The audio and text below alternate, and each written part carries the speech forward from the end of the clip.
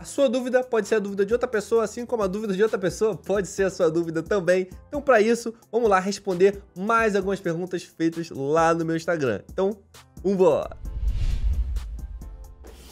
É o King! Salve, salve galera, tudo bom com vocês? Eu espero que sim. Vamos lá para mais um vídeo respondendo perguntas que foram feitas na minha caixinha do Instagram. Aproveita e ó, já segue lá porque a interação com vocês lá é bem maior. Vou estar selecionando algumas perguntas, eventualmente eu vou fazer uma caixinha de perguntas lá e vou estar selecionando algumas para estar respondendo aqui em vídeo. O que eu achar mais interessante e que funcionam melhor aqui para responder no YouTube, tá bom? Então, como eu disse, a dúvida do seu colega pode ser a sua dúvida também. Então assiste até o final que esse vídeo aqui tá com umas perguntas bem interessantes que talvez você tenha e vamos resolver essas dúvidas, vamos tirar essas dúvidas. Mas antes, você que é de casa, sabe que o conteúdo é de qualidade, aproveita e dá uma moral com esse quadro novo aqui, dá um like aí pra me ajudar, pra eu saber que vocês gostam desse tipo de conteúdo. E se você é novo, caiu aqui de paraquedas, se inscreva para não perder os próximos vídeos, sempre vídeos semanais de altíssima qualidade e refino pra você. Sem mais enrolações, vamos pro vídeo. E olha essa pergunta aqui. Que interessante. Qual é a diferença de beat fechado e aberto? Explica um pouco na prática para distribuir no YouTube. Então, vamos lá. A diferença de um beat fechado para um beat aberto vai ser mais na qualidade. Um beat aberto, você vai poder mixar muito melhor esse beat, porque você vai ter as tracks individuais. Cada track vai ser um elemento. Vamos supor, você vai ter uma track para kick, você vai ter uma track para o baixo, uma track para o hi-hat, uma track para o snare. Então você vai poder mixar isso muito melhor, você vai poder fazer com que isso converse muito melhor com a voz e com outros elementos, caso você queira adicionar ou até tirar. Já o beat fechado ele não possibilita isso e ele tem o pior de tudo, é que o beat fechado ele já vem, digamos assim, masterizado. Então ele não vem com espaço suficiente para a gente adicionar outro elemento, que vai ser, no caso, as vozes. Então isso é um grande problema que a gente tem que dar meios de resolver, mas nunca é 100%, sabe? Não tem uma forma que você consegue, de fato, uma qualidade tão boa quanto um beat aberto. Aí agora, respondendo isso, como é que funciona na distribuição no YouTube, você não vai ter problema nenhum com isso, a não ser que você utilize os chamados free beats. Se você utilizar o free beat, você tem que dar uma olhada para ver se é free beat de liberado de uso livre, ou se é livre de direitos autorais, tá? Tem essa diferença. Uso livre é diferente de livre de direitos autorais. Quando você pode usar livremente, significa que você pode utilizar aquele beat ali para, por exemplo, cantar, treinar, alguma coisa assim desse tipo. Mas você não pode monetizar porque você não tem o direito autoral daquele beat, né? Você não lhe foi permitido direitos autorais de reprodução e de ganhar dinheiro com aquele beat. Então, isso são diferenças do free beat, então tem que dar uma olhada na descrição quais é o que o produtor liberou, né? Se é para usar de uso livre, somente uso, ou se você pode, se é realmente livre de direitos autorais, você pode monetizar e tudo mais.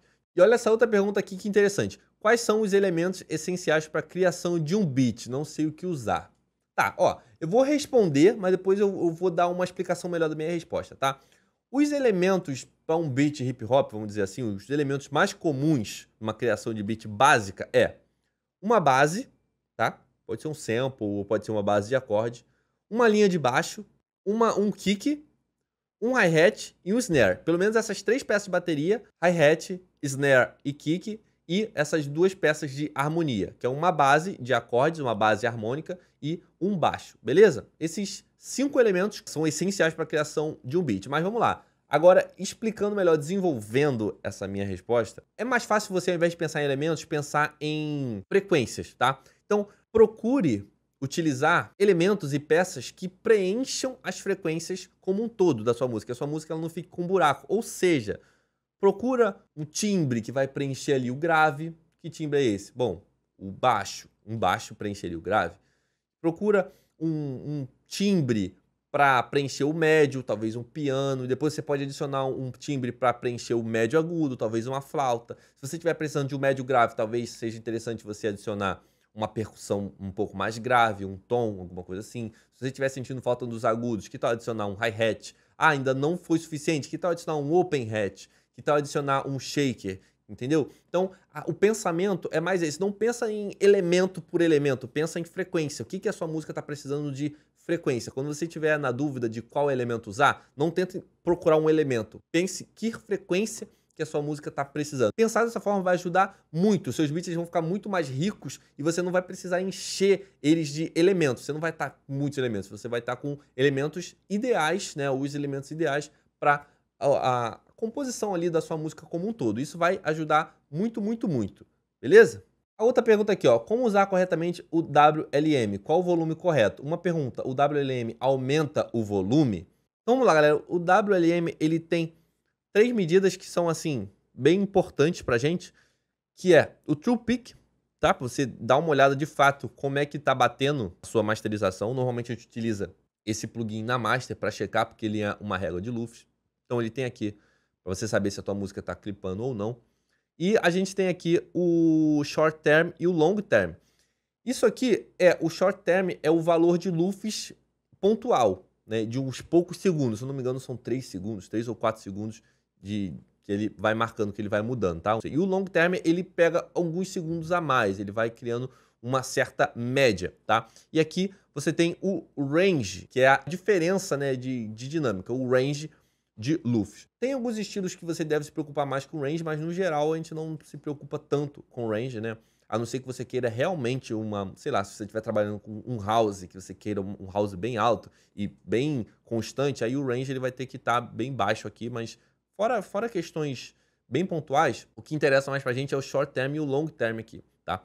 Esses valores aqui, eles tendem a ser parecidos, tá? Se a sua música ela estiver bem mixada, bem masterizada, ele vai ter pouca diferença ali, ele não vai ficar tão diferente um do outro. Mas o valor que a gente considera mais é esse aqui, ó, em vermelhinho, tá? A gente vai vendo uma média e ele vai se manter numa certa média ali, nesse vermelhinho aqui, ele vai ficar, dependendo do ponto que você tá na música, por exemplo, de um refrão, tá no refrão inteiro, ele vai se manter num certo volume, tá? E é esse valor que a gente identifica e a gente presta atenção. Normalmente, hoje em dia, as músicas estão ali menos 8 lufs, tá? Às vezes, algumas até menos, outras até mais, mas fica ali em menos 8 lufs.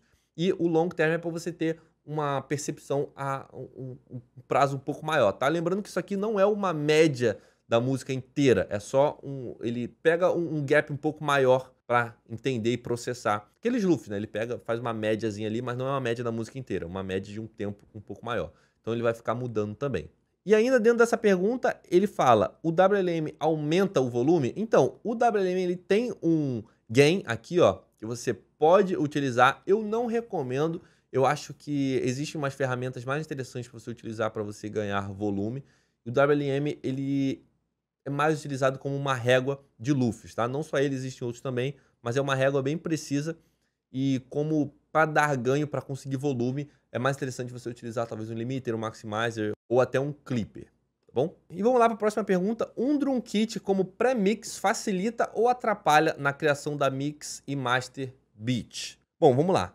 Pelo que eu entendi aqui, ele está perguntando se utilizar um drum kit como já pré-mixado, se isso atrapalha ou ajuda na criação e nos processos de criação, mixagem e masterização. No processo de criação, você pode, sem problema nenhum, utilizar um drum kit já pré-mixado, já timbrado e tudo mais. Caso você goste dos timbres, você pode utilizar sem problema nenhum. Isso vai até te facilitar quando chegar na parte da masterização, que você vai pular um pouco da etapa da timbragem. Você não vai precisar timbrar esse elemento. Coisa que a gente está acostumado hoje em dia, né? A gente baixa drum kits de altíssima qualidade que a gente não tem mais essa preocupação de timbrar o elemento. A gente já escolhe o som baseado no que a gente gosta dele. Então a gente não tem essa preocupação. Mas caso você queira utilizar um drum kit já pré-mixado, pode. Isso vai te ajudar sim na mixagem até certo ponto. Você só não pode achar que aquela pré-mix já é a mix daquele instrumento. Então, por exemplo, vamos pensar num caso simples aqui, tá? Uma bateria que seja um kick, um snare e um hi-hat. Então ele já está mixado com equalização e compressão, essas 3 peças. Mas você não pode considerar que essa equalização do kick, ela vai ser a equalização final da sua música, porque qual é o timbre de baixo que você está utilizando? O timbre de baixo que você está utilizando te permite utilizar essa mesma equalização no kick.